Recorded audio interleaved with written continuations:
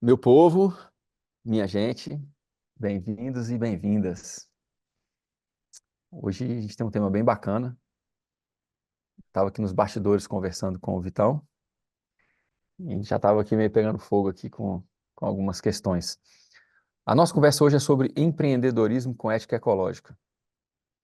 Mais uma vez, agradecer aqui e receber o Vitor, que tem conduzido as conversas.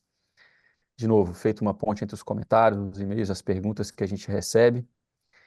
Eu tenho o tema da nossa conversa, mas eu nunca tenho o script das perguntas. É uma maneira até da gente ter um papo mais leve, assim, solto. Tem funcionado muito bem. Queria agradecer todo mundo que está comentando, está mandando perguntas. Pedir que vocês, além de fazer isso, se inscrevam no canal e mandem esse conteúdo para as outras pessoas, porque isso ajuda muito a gente veicular essas ideias, que é um dos principais objetivos que a gente tem com esse trabalho. Difundir essas ideias que eu acho são essenciais para a gente viver com ética ecológica. Então, bom dia, muito obrigado. Bom dia, Eurico. Bom dia, pessoal. Bom dia, boa tarde, boa noite. Independente do horário que você estiver assistindo aí, é sempre um prazer estar trazendo conteúdo aqui com o Eurico, né? E para começar hoje, a gente já estava aqui no bastidor, como o Eurico falou, conversando. Vamos começar um pouquinho mais quente, né? O que que significa, Eurico, para você, empreender com ética ecológica? A última foi como é que é o campo, né? O que é o campo. Você tem começado bem. Eu tenho algumas falas, alguns posicionamentos que as pessoas às vezes julgam ser polêmicos, ou que as pessoas às vezes julgam que eu uso esse posicionamento como um recurso de oratória para chamar atenção. Na verdade, não tem nada a ver com isso. Na verdade, eu sou uma pessoa muito cheia de falhas, sou uma pessoa, enfim, muitos defeitos, uma pessoa. Eu demoro muito para amadurecer, né? Tenho essa dificuldade. Mas eu tenho um esforço contínuo, uma avaliação contínua da minha ação e eu procuro refletir muito sobre os meus posicionamentos. E uma das coisas que me ajudou a fazer muito isso na vida é o estudo da ecologia, porque ela traz para a gente e esfrega na nossa cara, às vezes dá um soco na cara mesmo, né? A nossa falta de coerência. E na medida em que a gente vai estudando os processos ecossistêmicos, né, a maneira com que a natureza funciona, a gente vai estudando como que a gente pode atuar para a gente ter excedentes na nossa atuação. Esses excedentes, eles são em vários aspectos. Eu penso muito integralmente em função do meu contato e do estudo com gerenciamento holístico. Então, como que eu atuo nas minhas relações e tenho um excedente afetivo, emocional, um excedente de aporte social, né? As pessoas que passam pela minha vida, pelo meu trabalho, elas me relatam, e eu sou muito grato por isso, que o meu trabalho ajuda muito elas. Então, são uma das missões que eu tenho. Eu tenho um excedente afetivo, emocional, cognitivo, né? As minhas interações em rede acerca do meu trabalho melhoram o dia a dia das pessoas, as relações sociais que a gente tem. Como é que a gente faz para ter esse excedente na nossa ação com o território? Como é que eu faço para o meu território ter cada vez mais água, para o meu território ter cada vez mais nutrientes disponíveis? Como é que eu faço para o meu território coletar cada vez mais luz solar de forma mais eficiente? Como é que eu faço para o meu território abrigar não só a minha vida, o meu propósito e as minhas vocações, e os meus empreendimentos, mas abrigar também um excedente de vida silvestre, fauna, flora, fungo? Então, o estudo da ecologia, ele esfrega na minha cara constantemente que eu ainda tenho muito a percorrer na construção dessa coerência, de construir excedentes em todos os aspectos. E, e choca muito as pessoas, às vezes, quando a gente traz à tona a falta de coerência entre o discurso ecológico, entre as políticas públicas que se dizem ser em prol da natureza e a realidade praticada na vida das pessoas e a realidade praticada na vida política, enfim, do país, né, elabora políticas públicas supostamente ambientais, mas elas não funcionam, elas não são ambientais. Então, às vezes eu cumpro esse papel que é chato para algumas pessoas, que é o papel da pessoa que aponta essas incoerências, principalmente com relação ao nosso viver integral, ecológico, que deve ser superavitário e raramente é. Mas essas incoerências, quando eu as aponto, eu estou refletindo elas na minha vida também. Minha vida está longe de ser perfeita. E é importante a gente não transformar isso numa competição por capital ecológico. Quem é mais verdinho do que o outro. Não é sobre isso, né? É sobre a gente conseguir, dentro da nossa vida, alinhar com os nossos propósitos, as nossas vocações e se lançar numa vida de adoção de hábitos, de se viabilizar de uma outra maneira, que é o tema de hoje, né? Empreendedorismo com ética ecológica. E aí a gente ir construindo coerência ao longo desse trajeto. E construir coerência sem julgar o outro. Por quê? Porque às vezes o outro começa por uma rota que não é a sua, mas ele é muito bom naquilo. E aí cai numa questão que algumas pessoas têm me criticado, né? Ah, porque o Eurico fala que as pequenas ações não funcionam. E eu acho engraçado que quando o Krenak fala que a busca por uma vida sustentável é egoísta. Quando o Krenak fala isso, todo mundo toma um tapa na cara e fica calado. E só repete as outras frases dele, né? Essa frase que a busca por uma vida sustentável é egoísta, ninguém quer ficar repetindo. Mas quando eu falo, né, que a gente precisa ter um contexto dentro do qual as ações são avaliadas, as pessoas se ofendem. Não adianta nada a gente ter as pessoas comprando uma escova de dente de bambu da Colgate dentro do supermercado. Não adianta. Não adianta nada a população do Brasil inteiro nem tomar banho de 4 minutos. Não adianta nada a gente nem tomar banho mais, ficar todo mundo podrão sem tomar banho. Porque 80% da água do Brasil é usada pelo agro. E é usada de forma displicente, de forma que polui, de forma que degrada. Então, as pequenas ações ecológicas, elas têm muita importância, mas elas têm importância quando elas são colocadas num contexto que cria autonomia, lateralidade, poder de decisão, cria viabilidade para as pessoas comuns. Autonomia sobre o alimento, autonomia sobre a saúde, sobre o próprio corpo, autonomia sobre as maneiras de empreender e se viabilizar de forma ecológica. Então, as pequenas ações têm sim um poder muito grande e exponencial, desde que praticadas num contexto que visa aumentar a autonomia, a liberdade das pessoas sobre os seus corpos e os seus territórios, nos tornar mais soberanos, né? Agora, pequenas ações sem sair da cidade, sem sair da compra dentro do supermercado, não adianta nada, não adianta. O modelo civilizatório urbano, do jeito que ele é concebido hoje, ele é uma das principais causas da degradação. Por mais ecológico que você seja ali dentro, você não sabe onde vem sua água, você não tem poder sobre a sua saúde, você não consegue melhorar a captação de luz solar, você não consegue melhorar a infiltração da água no solo. Então, quando você faz uma análise pelos processos ecossistêmicos, ou mesmo quando você faz uma análise sobre as 5 áreas do nosso viver, as essenciais, né? Moradia, alimentação, água, saúde e mobilidade.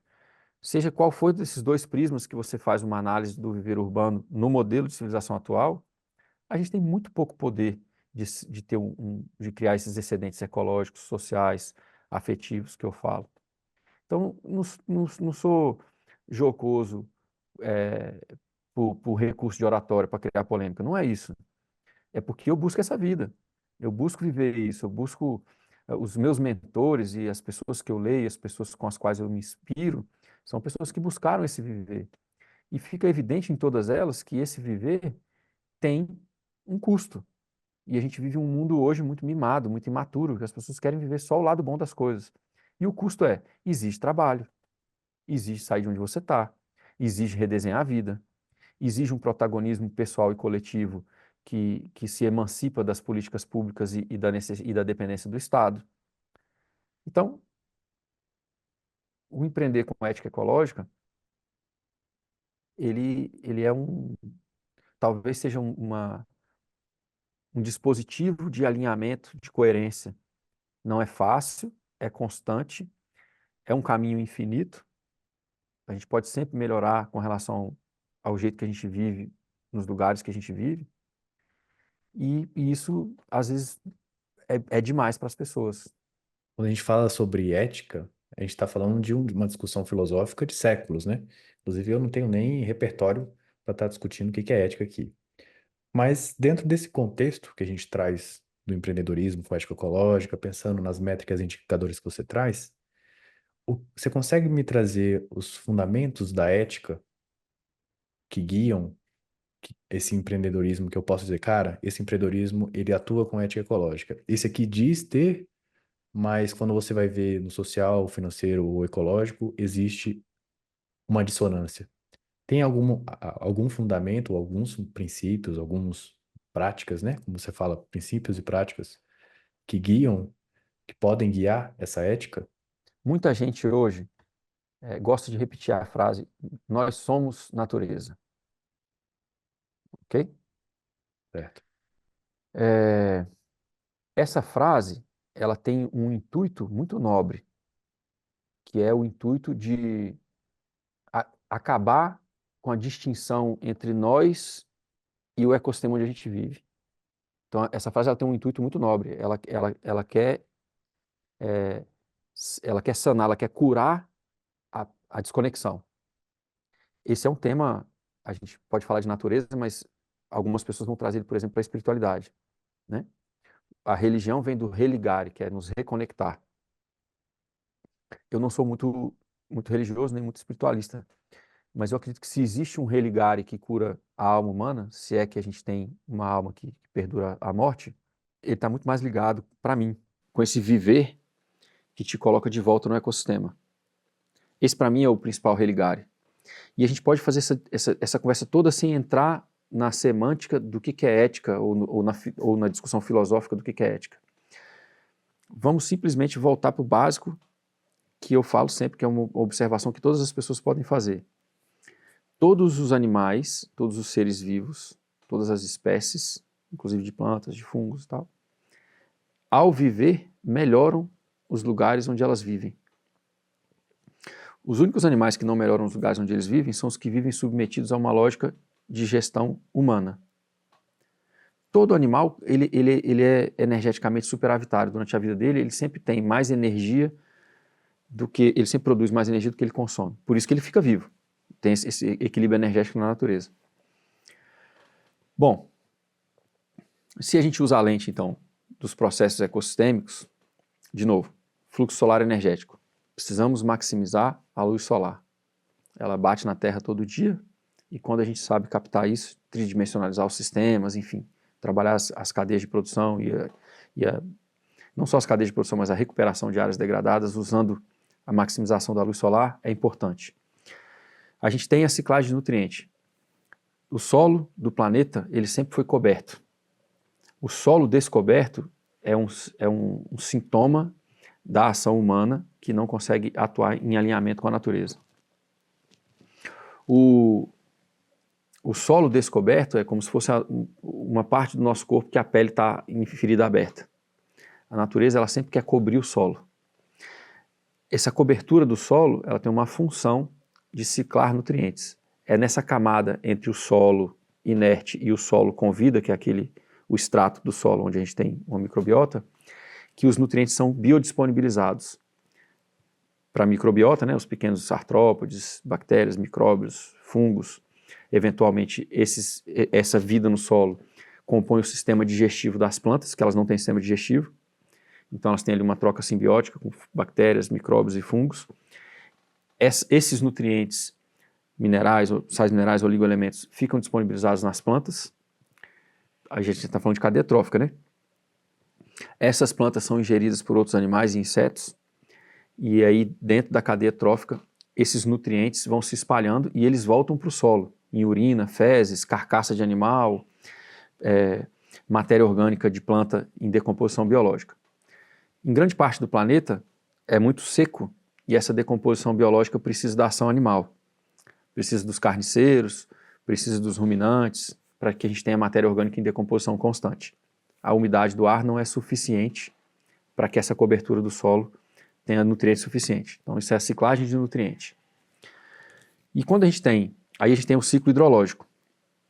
A gente estuda na escola aquele grande ciclo, né? O oceano evapora, as massas de ar batem na serra, tal, condensa. Aquilo ali é um jeito resumido e ele cria na gente muitos pontos cegos. Quando a gente maneja um ecossistema, De novo, todos os outros seres vivos fazem isso, fauna, flora, fungo, a gente não, a maioria dos humanos não. Quando a água bate no território, a vida de todas as outras espécies trabalha para que aquela água seja infiltrada. A tridimensionalidade da vegetação recebe essa água lá em cima e vem dividindo ela. As árvores absorvem alguns milímetros de chuva antes delas começarem a pingar.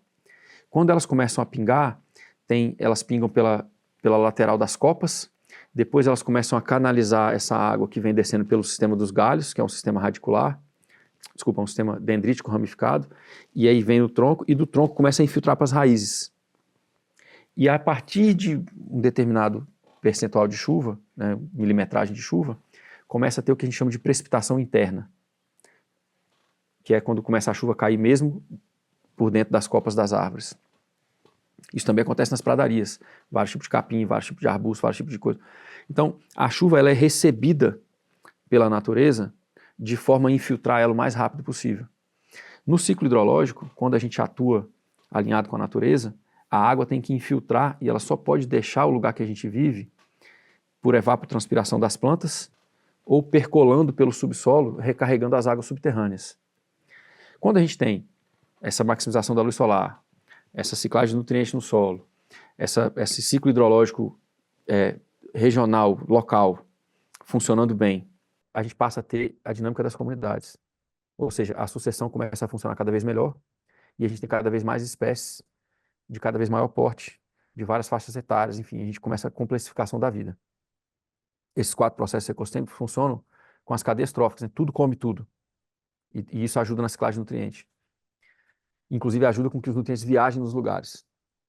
Então, eu dei para vocês um panorama dos processos ecossistêmicos de como a natureza funciona. Claro, existem outros dispositivos, estou fazendo de forma resumida. Mas a pergunta que eu faço é assim, qual negócio que vocês conhecem que consegue atuar de forma positiva, como você falou, métricas, indicadores, práticas e princípios, conceitos, né? Conseguem atuar com esses valores, com esse alinhamento no território onde eles funcionam. A gente praticamente não tem. Então, a ética ecológica, ou o alinhamento com a maneira com a qual a natureza funciona, ele pede da gente, ou ele, não é que ele pede, é que não tem outro jeito de funcionar. Quando a gente funciona desalinhado com isso, a gente cria a própria extinção. A gente não vai salvar o planeta não precisa ser salvo. O que está em jogo é o viver humano. Nós somos um animal da megafauna, mamífero, primata, e a gente coevoluiu com várias espécies de fauna e flora, e os sistemas precisam ser muito complexificados para conseguir aportar animais de grande porte. E nós estamos simplificando os sistemas. Quando você me pergunta sobre a ética, a gente pode simplesmente não, então, se a gente não usar a palavra ética, se ela te traz alguma confusão, e a gente só usar o alinhamento como a maneira com que a natureza funciona, e a gente tiver esses crivos dos processos ecossistêmicos, a gente faz uma análise. Quais são os empreendimentos que podem funcionar desse jeito? Só os empreendimentos rurais. É por isso que eu falo que o êxodo urbano, ele é essencial, ele é fundamental. A gente precisa desinchar as cidades e a gente precisa de ter um número a gente precisa de ter mais gente saindo das cidades, ao invés de só apoiar a ecologia e a reforma agrária a partir dos apartamentos. Simples assim. Né? Ah, eu apoio a reforma agrária. Tá, apoio a reforma agrária, mas você vai viver no apartamento a vida inteira? Que apoio é esse? É um apoio muito vazio, né? Você apoia de longe? Ah, eu amo a natureza, é, eu amo, eu vivo protegendo a natureza. Você vive protegendo a natureza a partir de BH, São Paulo, Rio de Janeiro, Recife, Salvador? Como assim? Tem que amar de um jeito diferente, tem que amar cuidando, né? Quando a gente ama, é claro que a gente cuida, né? Diz a música do Peninha que o Caetano gravou. Então, quando a gente faz essa análise pela maneira pelas maneiras pelas quais, por meio das quais a natureza funciona, e aonde a gente pode empreender, aonde a gente pode se viabilizar melhorando esses processos, é o campo. O campo é a solução. O êxodo urbano é essencial, é fundamental, é necessário, e mais gente no campo empreendendo com várias atividades que melhorem todos esses processos ecossistêmicos é uma das poucas alternativas que a gente tem para perpetuar a nossa espécie, e não é só isso. Aí vem agora uma questão realmente de ética, para que a gente retorne para um lugar de guardião, para que a gente retorne para um lugar onde o nosso viver melhora os lugares onde a gente vive e se viabiliza, a gente precisa funcionar com esse alinhamento. Eu chamo isso de ética ecológica. Eu não gosto do sustentável, é um termo bastardo, corrompido pelo o Henry Kissinger, que foi um secretário de Estado americano. O termo regenerativo no Brasil, fora do Brasil não, mas dentro do Brasil, ele vem sendo corrompido. É, o agro vem usando a agricultura regenerativa e pecuária regenerativa como se fosse um avanço para a ecologia. Em alguns casos é, mas ele tem um descaso completo pela economia local e pelo bem-estar das pessoas. Como que é regenerativo se o peão da fazenda nunca vai ter terra para ele? Não melhorou o social. Como que é regenerativo se o lucro daquela fazenda está numa cadeia econômica de exportação? Não melhora o lugar, não melhora a economia local. Então, no Brasil, essa bastardização, essa cooptação dos termos, ela ocorre com muito mais falta de cuidado, ou talvez seja com falta de ética mesmo, falta de honestidade, do que lá fora. Todos os nomes que são criados para a gente tentar recuperar o nosso protagonismo com ética ecológica, eles são corrompidos, né? O marketing das empresas tem pessoas muito estudadas, muito inteligentes fazendo isso. Tem pessoas dedicadas ao desenvolvimento de narrativas, à cooptação de significado, né? A batalha pelas ideias, a batalha pela nossa atenção, ela vem de muito tempo. Então, essas pessoas são muito boas. Eventualmente, os nomes todos que a gente cria, as empresas vão tentar roubar. Mas no Brasil isso é feito com uma velocidade assustadora. Então, o agro fala de pecuária regenerativa. Hum, Fala, por exemplo, de integração lavoura-pecuária como uma carne sustentável. Poxa, o gado está pastando em resíduo de plantas transgênicas e resíduo de glifosato, e aquela carne é sustentável? Como assim? Esse é o milagre aí do agro, aí, o ILPF ou o ILP. É uma carne que o animal inocula de volta o solo que foi detonado com a lavoura, né? O animal mantém a lavoura funcionando todo ano. O animal é a UTI da lavoura. Só que o animal, ele também cicla nutrientes tóxicos, porque aquele animal é criado ali para reinocular o solo, mas ele pasta transgênico e passa em lugar com resíduo de glifosato, glifosinato e vários outros agrotóxicos, e essa carne é vendida como sustentável. Então, no Brasil, corrompe tudo. Aí, a minha preocupação de falar de ética ecológica, empreendedorismo com ética ecológica. E eu tenho um crivo alto para isso, e eu me coloco nesse crivo, e é difícil, é uma vida construindo essa coerência, como eu falei. Por isso que eu não uso sustentável, por isso que eu tenho usado cada vez menos o regenerativo e tenho usado cada vez mais o empreender com ética ecológica. Ele implica que a gente vai cuidar do lugar, com um crivo alto de cuidado. Mas a gente também precisa ter uma ética social e a gente também precisa ter uma ética econômica. A nossa atuação precisa cuidar das relações humanas, a nossa atuação precisa cuidar da economia local, não é nem biorregional, é local. A economia das famílias que estão ali ligadas diretamente com aqueles empreendimentos. Isso, para mim, são empreendimentos com ética ecológica. São empreendimentos majoritariamente rurais, que funcionam tendo métricas e indicadores de melhora dos processos ecossistêmicos, métricas e indicadores de melhora das relações humanas, das perspectivas de dignidade humana. Eu não posso estar satisfeito com um sítio que funciona com ética ecológica e tendo funcionários que vão trabalhar para mim 20, 30 anos sem nunca ter a possibilidade de ter terra para eles. Isso não é ético. Eu não posso funcionar num sítio que se viabiliza só com exportação de produtos. Quer dizer, eu ganho muito bem, ganho em euro, ganho em dólar, mas esse dinheiro ele não flui na comunidade local. Então, esse pensamento integral e ecológico, ele dá trabalho, ele é sistêmico e a gente tem que corrigir coisas muito amplas e a gente tem que atuar com foco no positivo e na raiz dos problemas, senão a gente não consegue criar esse alinhamento com a natureza e essa ética, né, nessas três áreas. Quando você fala da pessoa que está atuando do apartamento, né? Acho que aqui vale colocar o contexto, porque a gente trabalha com públicos de diferentes poderes aquisitivos, né? Digamos assim. Tem a pessoa que não consegue outra alternativa, né? Ela está presa naquele digamos, naquela faixa financeira e fazer esse movimento é muito mais difícil. Enquanto pessoas com maior poder aquisitivo, onde tem essa autonomia, liberdade, né? Nem autonomia, essa liberdade de poder fazer essa decisão, é o que você fala, né? Tipo assim, não adianta você ficar, você com esse poder aquisitivo, de poder se relocalizar, fazendo esse manifesto agroecológico do seu apartamento. A gente entende que o contexto de cada um aqui determina muito as ações que podem ter, né? E tendo em vista essa jornada do jardineiro, o jardineiro chega nesse momento que ele se depara com o empreendedorismo. E empreender é um desafio, como você falou. Empreender é difícil, com ética ecológica também. Vamos começar, como você já falou da ética, né, ecológica, como é que seria? Como é que é agora a parte de empreender? Tem muitas formas de empreender no campo, desde as mais caras, as mais baratas, digamos assim, né, as de menor investimento. Como que esse jardineiro, nessa jornada, ele consegue dar esse passo, agora que ele entendeu que ele precisa gerar renda a partir do lugar que ele vive?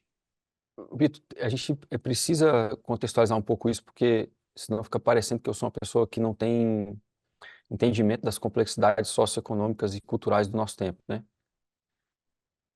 É óbvio que muitos problemas que a gente tem, a maioria da população não tem condição financeira de resolver nas suas vidas de forma rápida.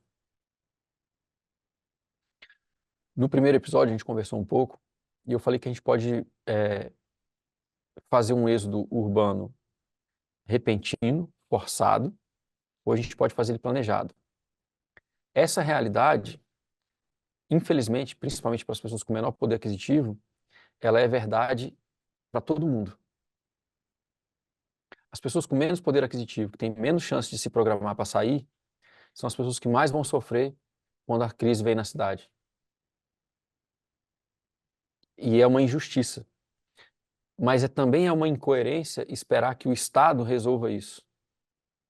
Porque o Estado vem se beneficiando dessa massa de pessoas que criam mão de obra barata nas cidades. Veja que a maioria dos políticos fala em emprego pleno, como se isso fosse bom. Quem quer trabalhar 30 anos de faxineira? Quem quer trabalhar 30 anos no caminhão do lixo? Quem quer trabalhar 30 anos com aquela roçadeira limpando beira de estrada? Sem emprego pleno. A gente tem métricas, indicadores e ambições para a nossa sociedade que são muito medíocres. Eu entendo que a gente tem grande parte da população brasileira tem um espectro de decisão muito reduzido por causa do pouco dinheiro que tem. Mas esperar que o Estado resolva isso é, é um testemunho de fé. A gente não tem evidência para isso. A gente tem evidência do contrário. O poder aquisitivo está só diminuindo há bastante tempo. Entra direita, esquerda, sai um, entra outro, entra um privatista, entra um... Enfim, nas últimas décadas, o poder aquisitivo só tem diminuído. O poder de decisão das pessoas sobre a sua vida só tem diminuído. A gente não tem visto isso aumentado. Então, quando eu falo que a gente precisa protagonizar as mudanças, e a gente precisa protagonizar a partir do empreendedorismo, não sou só eu que falo isso.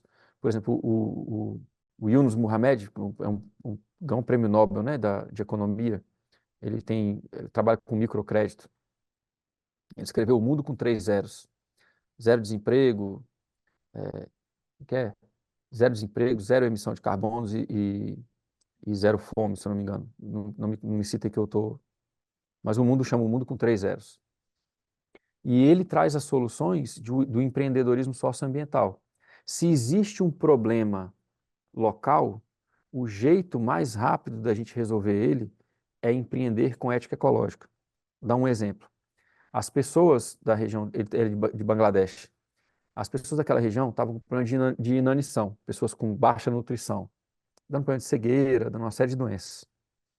A solução proposta pelas pessoas do tipo, por exemplo, do Bill Gates, é criar o arroz dourado, que, né, na região asiática o pessoal come muito arroz. É um arroz transgênico, uma monocultura, que precisa de adubo químico, que precisa de agrotóxico e tal, mas ele é um arroz transgênico, ele traz um pouco mais de vitamina dentro do arroz. Essa é a solução dos bilionários. O Yunus teve uma outra solução. Ele criou pacotinhos de semente crioula de verduras e legumes vegetais que são nutritivos. A semente precisa ser uma semente crioula para guardar o potencial nutritivo daquela planta. O solo precisa ser cuidado, como eu já falei hoje aqui. Mas a sacada dele não foi essa. A sacada dele foi assim: olha, plante uma horta, compre essa semente e plante uma horta. Você vai comer melhor, você pode vender o excedente e você vai melhorar a sua vida a partir disso. E aí as pessoas falam assim: poxa, mas se tiver um problema climático e eu perder a minha colheita, eu estou em risco de falência. Essa empresa específica que ele fez de venda de semente, quando a pessoa compra o pacotinho, no pacotinho tem uma apólice de seguro daquela colheita. Se a pessoa não conseguir colher, ela tem um seguro para ela. Hortas orgânicas, sementes crioulas, pessoas protagonizando a própria vida. Essa é a solução de um cara que trabalha direto com a classe mais vulnerabilizada. A do Bill Gates favorece só o agro. Semente transgênica, ela tem uma patente, vai favorecer a empresa. Ela funciona num pacote químico, vai favorecer as farmacêuticas. É claro, o Bill Gates é dono de farmacêuticas, né? Faz todo sentido quando você analisa o cara, né? Ele está dominando tudo, ele é um monopolista. Então, é isso. O mesmo problema pode ser enfrentado de várias formas. O jardineiro vai tentar resolver isso da forma que o Yunus fez. Soluções de empreendedorismo sistêmico, que cria economia local, aborda o problema na raiz e faz com que as pessoas possam protagonizar as próprias vidas. Eu sei que é difícil para as classes mais baixas, mas não vai ser mais fácil quando as cidades estiverem em colapso. E a gente fala quando as cidades estiverem em colapso como se elas já não estivessem. O número de favelas que a gente tem já mostra que o Estado não cuida das pessoas vulnerabilizadas nos centros urbanos. É por isso que tem favela, chama favela. Não tem saneamento, não tem luz direito, não tem, né? É uma ocupação territorial urbana feita pelas pessoas já vulnerabilizadas e que traz vários desafios sistêmicos de desafios sanitários, desafios de nutrição, desafios de violência, de política, né? Eventualmente, as cidades terão que ser desinchadas. O que aconteceu com muitas pessoas durante a pandemia, agora está acontecendo no Rio Grande do Sul com as enchentes, as pessoas estão percebendo a vulnerabilidade do viver urbano. Elas vão para o campo.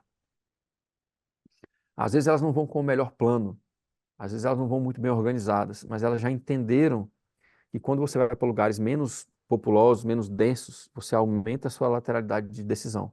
Inclusive, você aumenta a sua lateralidade de poder atuar clandestinamente, que é fundamental para o nosso tempo. Se a gente quiser fazer tudo pela lei, a gente vai ser espremido, porque as leis estão feitas para proteger os grandes monopólios. Então, o jardineiro não é o cara só que planta.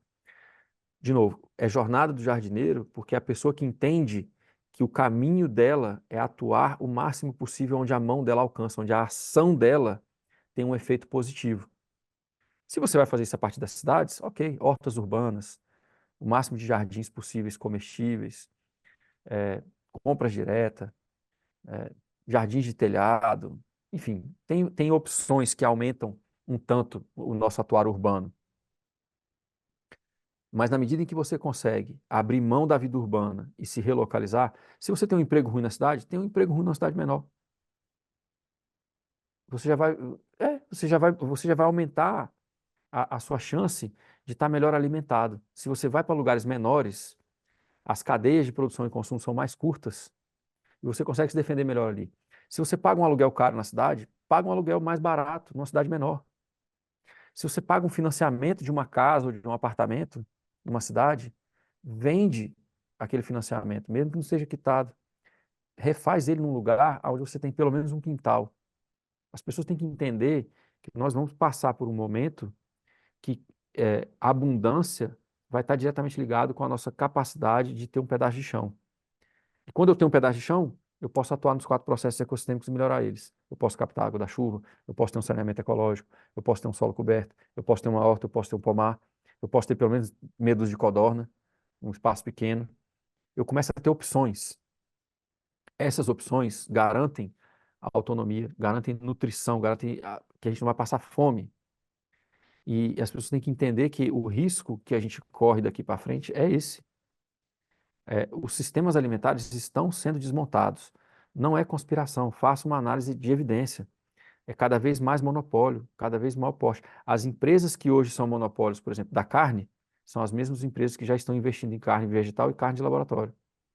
As empresas que hoje estão investindo em orgânico são as mesmas empresas que estão investindo em grandes monopólios de produção de hortaliça. Por exemplo, você tem hectares de produção de morango irrigado, de, de beterraba, de cenoura, tudo irrigado, em lugares que são semiáridos. Não era para ter aquele tipo de irrigação, não era para ter aquele tipo de produção. É chamado de orgânico, vai para o mercado e as pessoas acreditam naquilo. A mudança que a gente precisa fazer é de entender que a melhora das nossas vidas, independente da sua situação financeira, não virá do Estado. A gente tem evidência disso. O poder aquisitivo mundial só cai desde a década de 70. Então, ao entender isso, a gente volta a associar a abundância com um pedaço de chão, que era assim há poucas décadas atrás. Depois a gente começou a viver uma ilusão de que a abundância é um bom emprego engravatado, não ter nenhum trabalho físico e pagar todas as suas necessidades com dinheiro. Só que essa é a lógica que está acabando com o mundo. Mas, evidentemente, acabando com a humanidade, né? O mundo vai ficar. Então, como é que a gente muda isso? Tem que ter um pouco de trabalho físico, tem que ter um pouco de trabalho. A gente tem que estudar e trabalhar fisicamente. Essas coisas são. A gente é um predador, a gente é um grande macaco, né? A gente precisa trabalhar a cabeça e trabalhar o corpo. A gente precisa atuar nos lugares onde a gente consegue melhorar. Então, independente da situação, é importante a gente explicar isso. É uma pergunta boa essa que você fez. Eu não estou dizendo que todo mundo tem a mesma capacidade de protagonizar as mudanças. Eu estou dizendo que a necessidade de protagonizar as mudanças é inversamente proporcional à condição financeira. Quanto menos condição financeira você tiver, mais urgente é você fazer essas mudanças, porque você vai ser o primeiro a ser abandonado pelo Estado. Quanto mais pobre você for, menos você será acolhido. Brasília, entra crise de água. O entorno entra no racionamento, fica sem água. Os ministérios, o Lago Sul, onde moram os ricos, que as pessoas têm um consumo diário de água de mais de 1.000 litros por dia, por pessoa, não entra em racionamento. Então, quando eu falo que é inversamente proporcional, eu sei que é injusto, mas não tem outra saída que não seja nos viabilizar a partir do empreendedorismo, porque nós não seremos cuidados pelo Estado. Aí um exemplo clássico, Brasília, quando entra em racionamento de água, os ministros, os ricos do Lago Sul, Lago Norte, que tem um consumo diário de água de mais de 1.000 litros por pessoa, não tem racionamento. O entorno tem, onde moram pessoas com famílias, às vezes, de 3, 4, 5 filhos, em casas pequenas, casas apertadas, apartamentos apertados. Essas pessoas sofrem um racionamento. Os ricos não. Esses ricos andam de mão dada com os políticos e o Estado.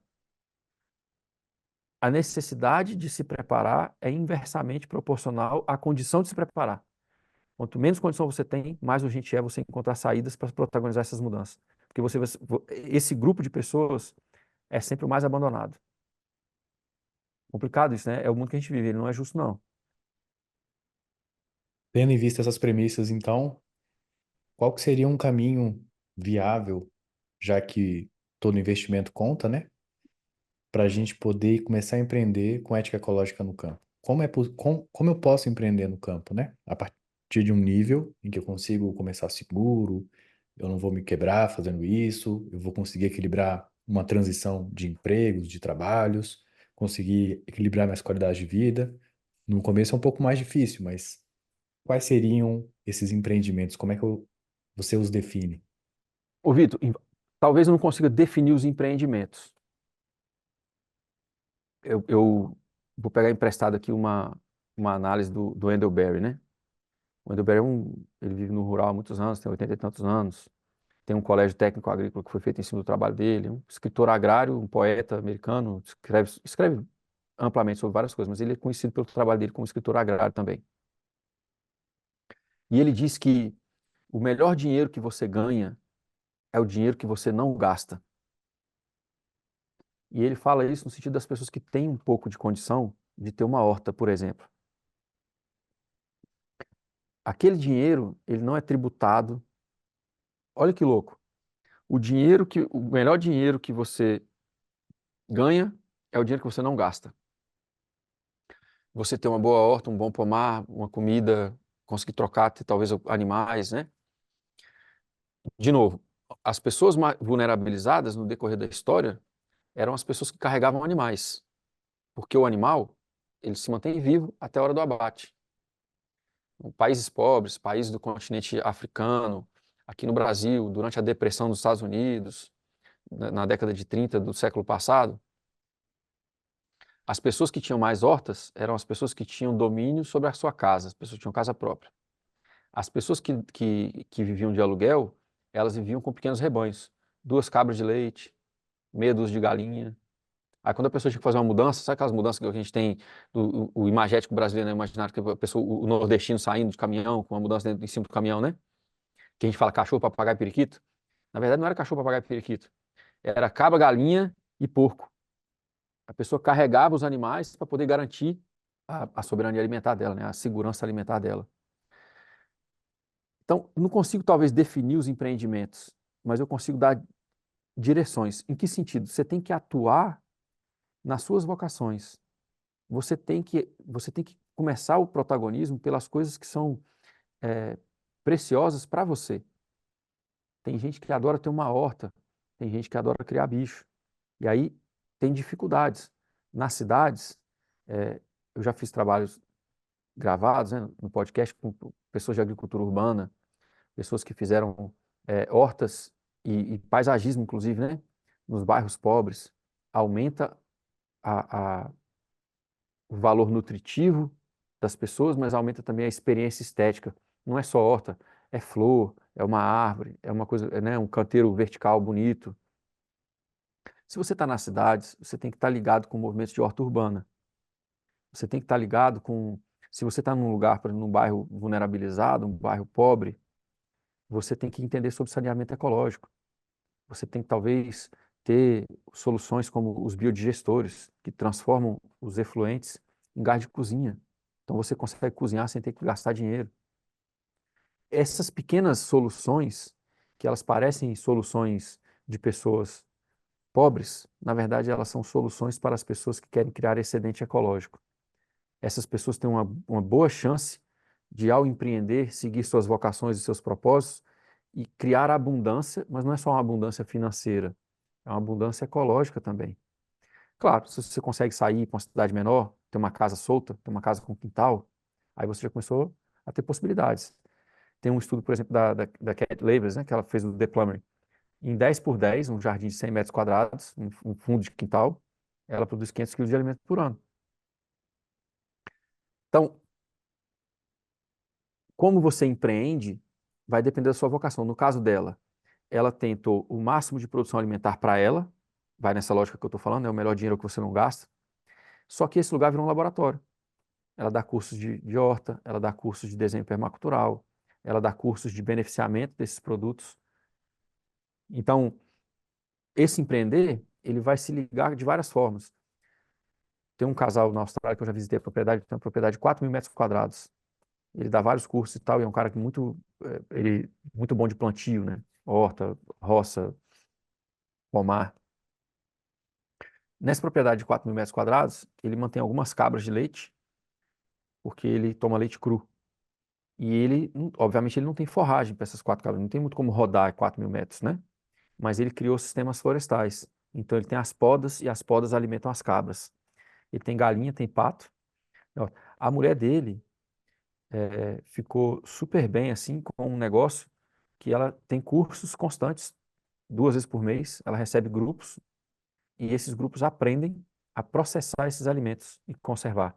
Como que eu faço fermentação, como que eu guardo, como que eu preservo, como que eu faço uma carne de sol, uma carne de lata, como que eu pego um leite cru, transformo ele num kefir, num iogurte, num queijo, como que eu pego o soro, o que que eu faço com o soro desse leite?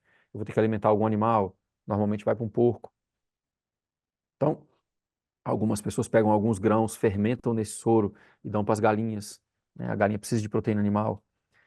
Então, a direção desse empreendimento vai depender de cada família, de cada pessoa, mas passa diretamente por essa pessoa empreender nas áreas que vão trazer mais autonomia para ela. É simples assim. Esse pensamento do Endelberry, né? O melhor dinheiro é o que eu não gasto. Claro, a partir dos grandes centros urbanos vai ser mais difícil. Na medida que você vai para cidades mais horizontais, e você vai para áreas periurbanas, e depois até talvez para pequenas cidades com entorno rural, você aumenta muito a sua capacidade de fazer isso. E aí as pessoas falam assim, mas está muito difícil a burocracia da produção, ela inviabiliza o pequeno produtor. É onde eu falo, a gente precisa, não posso recomendar isso para ninguém, mas é o que eu acredito. A gente precisa de sistemas clandestinos. A gente precisa conseguir se viabilizar, às vezes, com a desobediência civil. Porque as leis que aí estão, elas não são sobre questões sanitárias. São leis que protegem a produção na grande escala, os monopólios.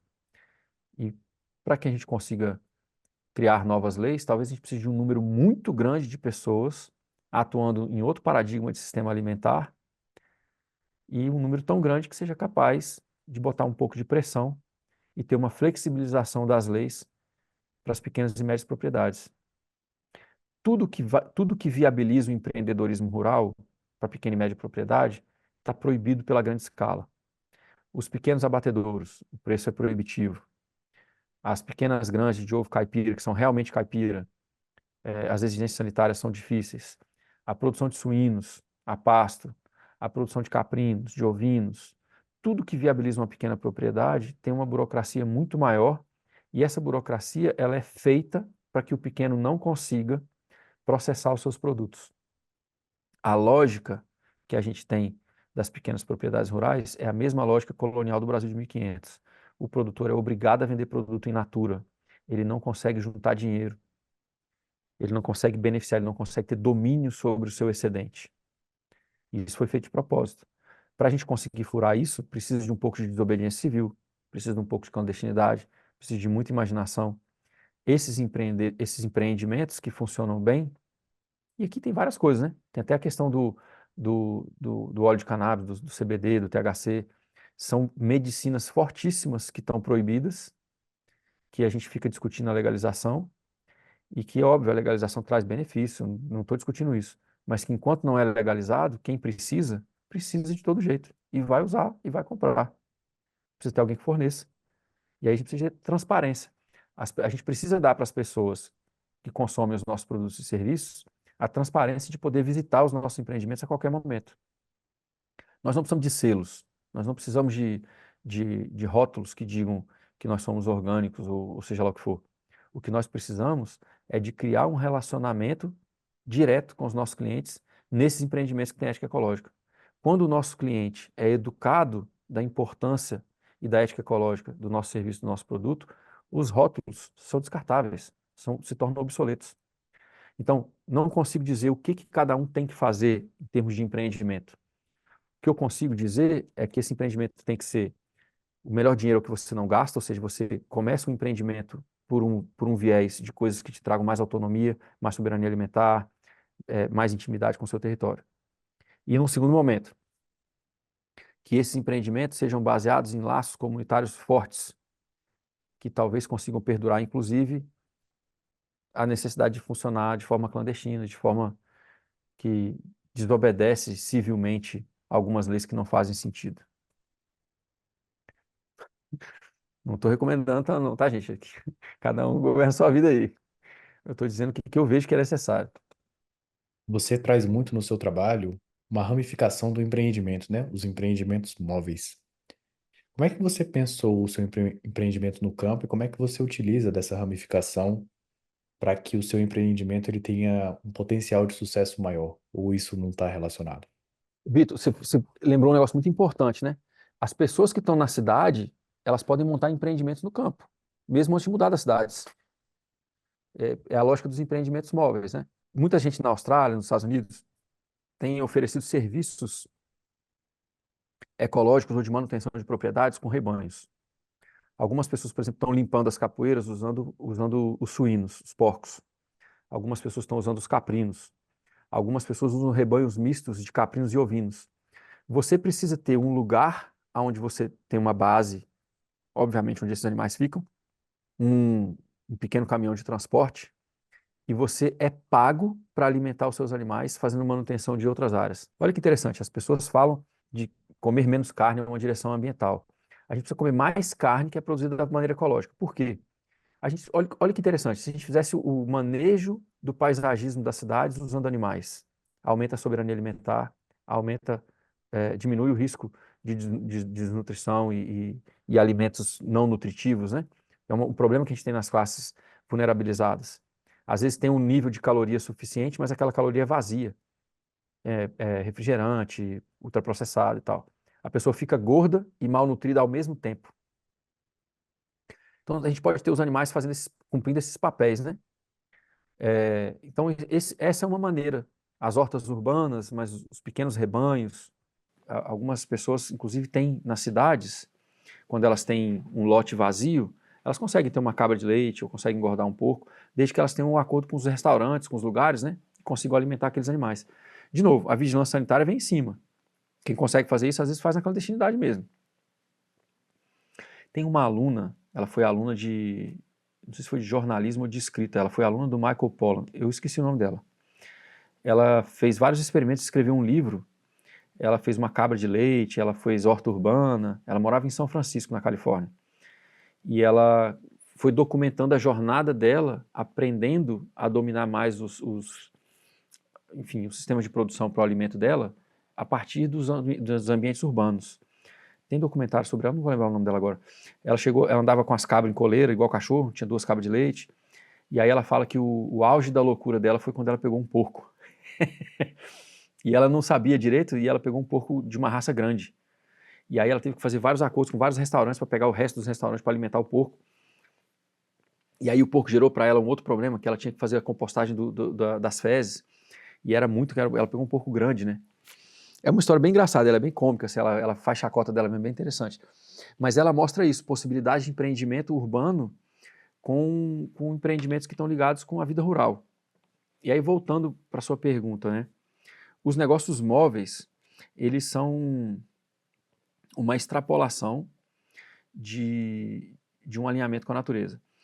Muitas propriedades têm aprendido a lidar com os animais em movimento migratório. A gente, claro, a propriedade particular, a gente cercou tudo, então a gente interrompeu os grandes fluxos migratórios dos animais. Mas entendendo como a natureza funciona, que os animais eles tinham esses movimentos migratórios e o território tinha um descanso muito grande, as pessoas começaram a copiar isso nas propriedades. Então, o planejamento holístico de pastagem, por exemplo, de qualquer rebanho, bovino, caprino, ovino, seja lá o que for, equino, você tem a propriedade inteira descansando, menos uma área específica que eles estão naquele momento. E o resto vai ter meses de descanso o tempo inteiro. Esses meses de descanso estão favorecendo a vida silvestre. Então, essa lógica, ela foi levando a gente para uma outra lógica. Por exemplo, ao invés de ter uma edificação, que você traz os animais para a edificação todo dia e gera um trabalho, você tem que ir buscar os animais, trazer para a edificação para fazer o manejo, a ordenha, seja lá o que for, e depois devolver para o lugar. As pessoas começaram a desenvolver um pensamento de como eu atendo esses animais dentro do movimento migratório que ele já está. Gaiolas móveis para frangos de abate. Cada dia ele tem um pedaço de chão novo para ele. Ele tem uma dieta muito mais parecida com a dieta original dele. Essas gaiolas, elas vão 3 dias depois de que os ruminantes passaram naquele pasto. Então, por exemplo, um rebanho de vacas, por exemplo, ou seja de animal de corte, bezerro de corte, não interessa, um rebanho de bovino, passou ali, densidades maiores, né, movimento migratório, deixou várias placas de estrume. Em 3 dias, deu o ciclo da mosca. Ela foi ali, ela começou a botar os ovos e começa a ter as larvas. As gaiolas vêm 3 dias depois, os animais ciscando, comendo uma larva que é da natureza da ave. A ave é onívora, ela precisa de proteína e ela precisa de verde também. Então a ave passa ali e come aquilo ali. Aquela ave, ela faz a sanitização do pasto. Ela come os vermes, come os carrapatos, espalha as fezes enquanto ela está ciscando e ela diminui a carga de mosca também da propriedade. Então é um serviço sanitário que as aves fazem. E aí então você tem os animais em constante movimento, as aves em constante movimento atrás. Isso é um exemplo de empreendimentos que usam essa questão que você colocou dos empreendimentos móveis. Eu vou chegar nele. Estou só explicando a base ecológica primeiro. Se você tem 10 hectares e você funciona desse jeito, 10 hectares para o gado, você, depois do gado, você tem as aves, você tem 20 hectares agora, porque você dobrou a sua propriedade, porque você sobrepôs empreendimentos na mesma área. Se nesses 10 hectares você faz corredores florestais de vários estratos, cada estrato virou um empreendimento, e aí você já triplicou a sua área, até mais do que triplicou por causa dos estratos florestais, né? Então, essa ideia de copiar a natureza com os movimentos migratórios e ter rebanhos mistos e sistemas de produção mistos, não é só rebanho, a produção vegetal também. Um outro exemplo de movimento migratório. O Alan Savory fala muito disso nos países do continente africano, né? Eles precisam abrigar os animais de noite por causa dos grandes felinos. Então, eles vão fazendo movimentos migratórios em grandes propriedades. Às vezes são pequenas, às vezes são grandes territórios com pequenas propriedades juntas. Tem também ele conseguiu fazer com sociedades tribais, né? Eles compõem o território junto, aí fica um grande território, mas o território originalmente pertence a tribos diferentes. Enfim, um grande trato de terra e eles pegam um setor e vão fazendo um movimento migratório ali. Só que naquele setor, todo dia de noite, eles voltam e colocam num curral móvel. O curral é móvel. Então, durante mais ou menos uma semana, eles têm uns cabos de aço e um retângulo assim, onde eles colocam uma lona. E eles descobriram que os felinos, eles entendem que os animais estão ali, mas quando não conseguem ver, eles não pulam para atacar. Eles não atacam sem ver. Olha que interessante. Ele bota os animais ali, de novo, de 3 a 7 dias, e depois esse curral móvel vai para o próximo território. Os animais vão ter um movimento migratório durante o dia e vão voltar para um curral móvel. Esse lugar tem uma concentração de fezes e urina altíssima. Eles colocam as roças de milho nesses lugares depois. As roças de milho são itinerantes junto com o movimento do gado. Bom, esse entendimento de movimento migratório, ele foi extrapolado para os negócios móveis. Então, você pode ter um rebanho, por exemplo, de ovelhas que faz a manutenção de pomares orgânicos.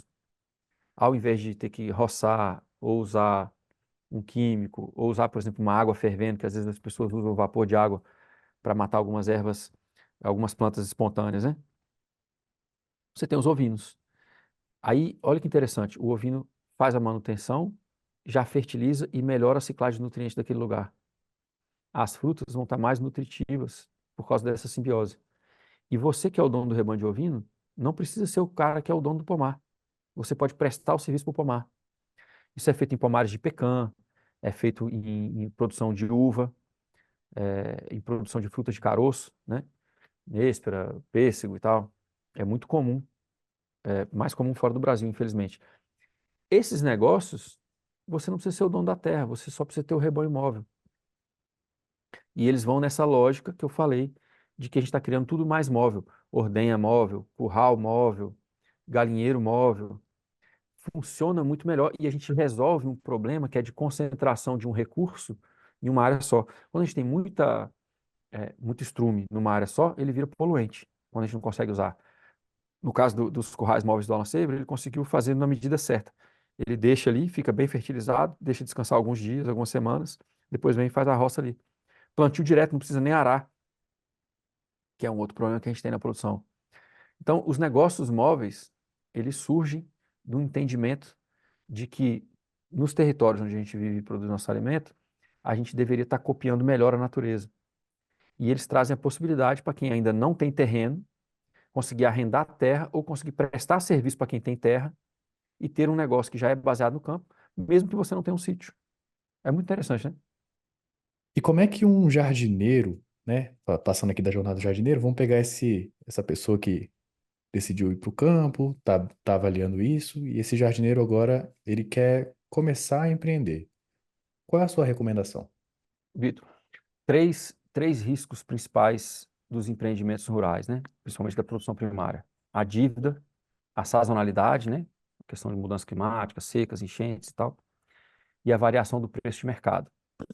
Essa variação do preço de mercado, ela acontece muito quando a gente está numa área que ela é afetada por cadeias longas, seja por causa do preço dos insumos, que são dolarizados, enfim, é uma série de questões, né?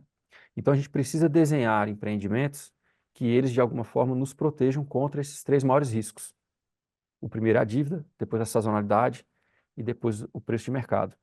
A dívida, a gente pode mitigar isso começando pequeno, começando com coisas que não precisam de um capital muito alto e que a gente pode testar e que se quebrar, não quebra a gente. Ou, se você já tiver uma liquidez, se você já tiver como fazer, né, financiamento e tal, não fazer financiamentos que ultrapassem 20% do valor total do que você está hipotecando, porque assim você não perde o imóvel. Então, essas coisas são importantes, né? São noções de contabilidade, de investimento, de gestão, que às vezes as pessoas não têm. A questão da sazonalidade, a gente pode ter uma combinação de empreendimentos que elas pulsam em épocas diferentes do ano. Numa época você pode ter um pouco de turismo ou um pouco de serviços que você presta, e na outra época você tem uma colheita de produtos específicos que são sazonais. Então a gente tem que se proteger, porque muita gente que vai para a produção primária ou que vai para o campo, enfim, né, empreendimentos rurais,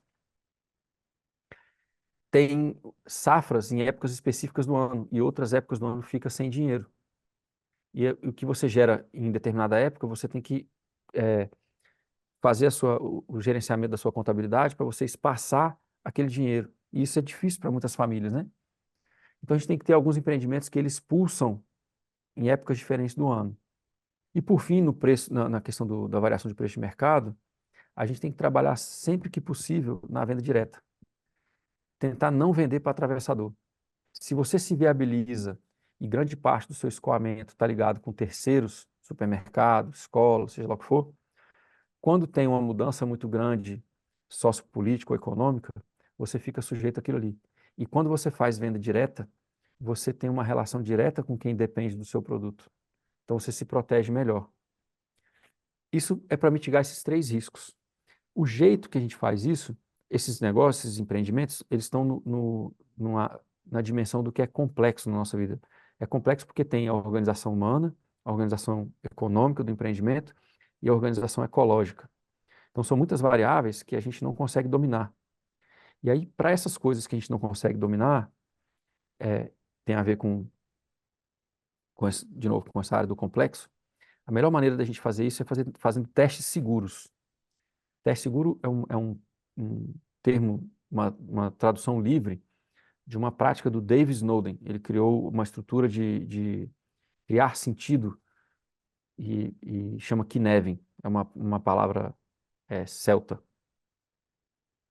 Bom, essa estrutura Kinevin, ela informa a gente sobre as áreas simples, complicada, complexa e caótica.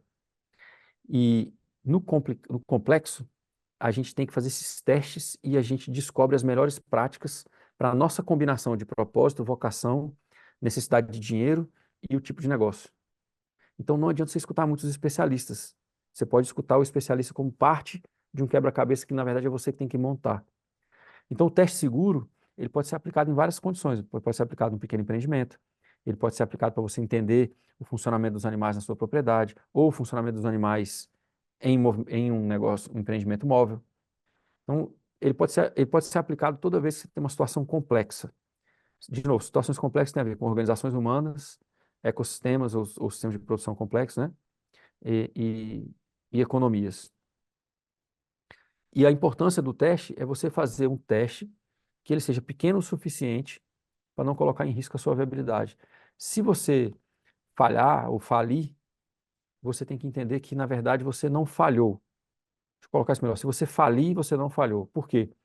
Você aprendeu como não funciona. Você pode tentar numa outra conformação. E é por isso que ele tem que ser pequeno, porque se você falir, o aprendizado não pode te falir como um todo. Você faliu só um pequeno empreendimento, uma pequena tentativa. Se ela falir, você aprendeu com ela, você tem lições para fazer de outra maneira. Então, os testes são muito importantes. De novo, como eu falei, lidar com os animais, manejo animal, economia, né, organização humana.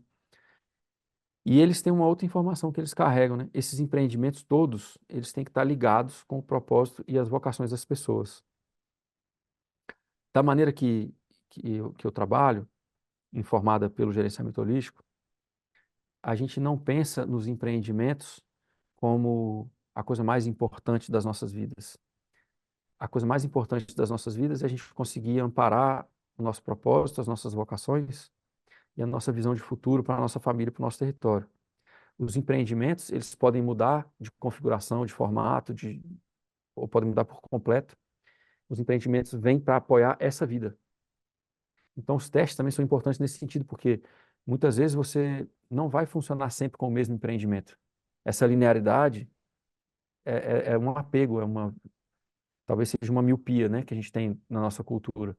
O empreendimento ele tem que servir a nossa vida. A partir do momento que ele não está servindo mais a nossa vida, a gente tem que trocar o empreendimento. Ou melhora ele, ou adapta ele, ou troca ele por outros. Então, os testes também ajudam a gente a testar quais combinações de empreendimentos trazem para a gente a vida que a gente quer ter. Isso foi importante nesse sentido. Interessante. A gente está chegando no final do episódio e no episódio que vem a gente vai falar sobre, né? Vamos ficar bem em cima sobre a transição para o campo, esse tema, esse tudo que envolve essa mudança.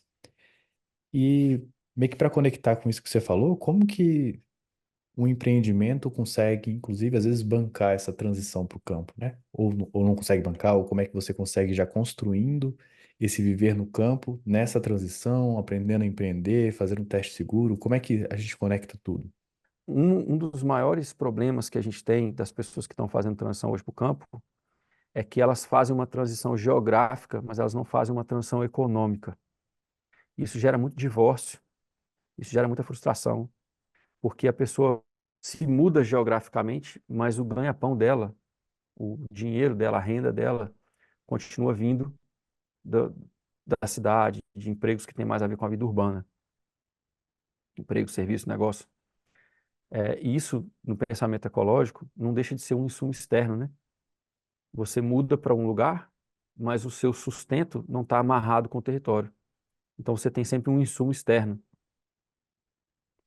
Quando a gente faz um plano de transição, esses testes que a gente acabou de mencionar, eles servem para a gente testar pequenos empreendimentos que eles são escalonáveis, escalonáveis dentro da nossa escala, né? Da escala local, familiar e tal.